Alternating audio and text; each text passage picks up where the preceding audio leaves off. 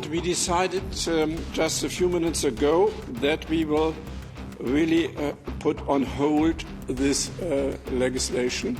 It's related to the Scotland deal. As you know, it's totally clear that there was a breaking of the Scotland deal by President Trump, announcing 10% tariff for European goods starting at the 1st of February and 25% if Greenland is not going to the United States in June. जब व्यापार तलवार बन जाए तो दोस्त भी दुश्मन दिखने लगता है और आज यही कहावत दुनिया की दो सबसे बड़ी ताकतवर आर्थिक शक्तियों अमेरिका और यूरोप पर बिल्कुल सटीक बैठ रही है। दावोस की बर्फीली वादियों में इस बार सिर्फ बर्फ ही नहीं जमी बल्कि अमेरिका यूरोप रिश्तों में दरार जम गई। दावोस वर्ल्ड इकोनॉमिक फोरम में यूरोपीय नेताओं ने जिस अंदाज में डोनाल्ड ट्रंप पर हमला बोला उसने साफ कर दिया कि अब यूरोप सुनने वाला नहीं जवाब देने वाला खिलाड़ी बन चुका है।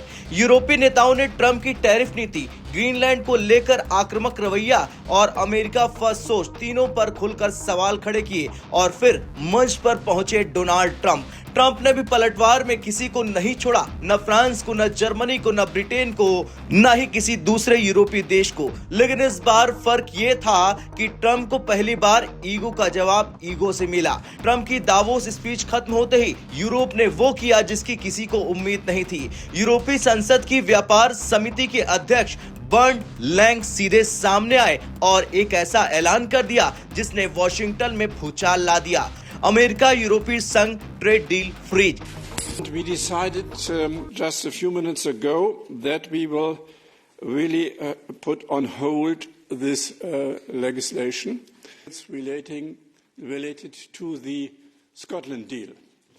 As you know, it's totally clear that there was a breaking of the Scotland deal by President Trump, announcing 10% tariff for European goods starting at the 1st of February and 25% if Greenland is not going to the United States in June. Maria, if you're there. Yes, hello. I guess he is now using tariff as a coercive instrument.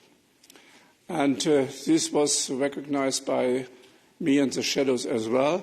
So here they are using tariffs to give political pressure on us to sell Greenland. Therefore, we were quite clear. We will hold on the procedure with the two files until there is a clarity regarding Greenland and the threats. So we formulated quite clear until the threats are over. So there will be no possibility for compromise until the threats are there. जी हाँ, Burt Lang ने साफ शब्दों में कहा अब आधिकारिक तौर पर यूरोपीय संघ और अमेरिका के बीच ट्रेड समझौता अगले आदेश तक स्थगित कर दिया जाता है। अब सवाल है क्यों फ्रीज हुई अमेरिका ईयू ट्रेड डील। दरअसल लैंग ने दो बड़े कारण गिनाए। पहला, टैरिफ की धमकी, दूसरा ग्रीनलैंड पर अमेरिका का दबाव। उन्होंने कहा हमारी संप्रभुता और क्षेत्रीय अखंडता खतरे में है। ऐसे हालात में समान व्यापार संभव नहीं है। यानी साफ संदेश, पहले सम्मान करो फिर व्यापार करो। अब समझते हैं कि टर्नबेरी समझौता आखिर था क्या।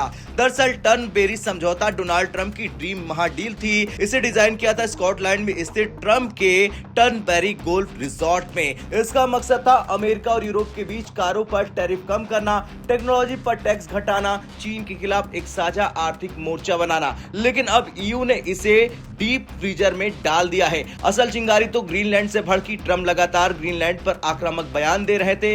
यूरोप के लिए ये सिर्फ जमीन का मामला नहीं था बल्कि ये संप्रभुता का सवाल था। यूरोप को लगा कि आज ग्रीनलैंड तो कल कोई और इलाका, और यहीं से ट्रेड टेबल पलट दी गई। ट्रंप ने भी चेतावनी देने में देर नहीं की। उन्होंने ऐलान किया 1 फरवरी से अमेरिका 10% टैरिफ लगाएगा। Denmark, Sweden, France, Germany, Netherlands, Finland, Britain और नॉर्वे। और उसके साथ ही धमकी कि अगर ग्रीनलैंड पर बात नहीं बनी तो टैरिफ 25% तक बढ़ा दिया जाएगा। यानी साफ है अब ये सिर्फ ट्रेड डील नहीं, ट्रेड वॉर है। अब सबसे दिलचस्प एंगल, भारत आने से पहले ईयू ने अमेरिका को मारा तमाचा। जी हाँ, ये सच्चाई है, जब अमेरिका सोच रहा था कि यूरोप दबाव में आ जाएगा, ईयू ने खेल पलट दिया है। ईयू अब नए ट्रेड पार्टनर, नए बाजार और नए संतुलन, और यहीं पर भारत की एंट्री होती है। भारत के लिए ये स्थिति एक गोल्डन अपॉर्चुनिटी बन सकती है। यूरोप को नया भरोसेमंद ट्रेड पार्टनर चाहिए, भारत को टेक्नोलॉजी और मार्केट एक्सेस चाहिए। ईयू यूएस टकराव भारत को स्ट्रेटेजिक ट्रेड प्लेयर बना सकता है। जहां अमेरिका दबाव की भाषा बोल रहा है, वहीं भारत डिप्लोमेसी और डील्स की भाषा समझता है। खैर, ट्रेड की एक कहावत है कि जब दो हाथी लड़ते हैं तो घास कुचली जाती है, लेकिन इस बार घास सिर्फ कुचली नहीं जा रही है, नई घास उगने की जगह बन रही है। अब ईयू भारत को साथ लेकर यूएस को झटका देगा। अब आपका क्या कुछ कहना है? जिस तरह से ईयू ने फ्रीज कर दी है ट्रेड डील यूएस के साथ, क्या वो सही है या नहीं? कमेंट कर जरूर बताएं।